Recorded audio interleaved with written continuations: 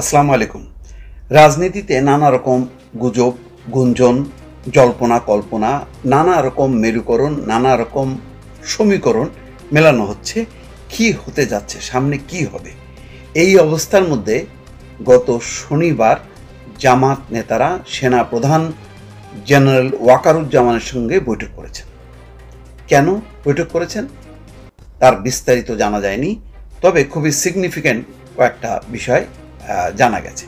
সেটি হচ্ছে শনিবার প্রধান উপদেষ্টা ডক্টর মোহাম্মদ ইউনূসের সঙ্গে বৈঠকের পরই জামাত নেতারা ছুটে গেছেন সেনাপ্রধান ওয়াকারুজ্জামানের কাছে। এখন প্রশ্ন হচ্ছে যে জামাত নেতারা নিজে থেকেই কি দেখা করতে চেয়েছেন, নাকি আগে থেকেই কথা ছিল যে ডক্টর মোহাম্মদ ইউনূসের সঙ্গে কি কথা হয় বা কি পরিস্থিতি, সেই পরিস্থিতি কি জানানোর জন্যই জামাত নেতারা গেছেন? এইভাবেই কি ঠিক ছিল?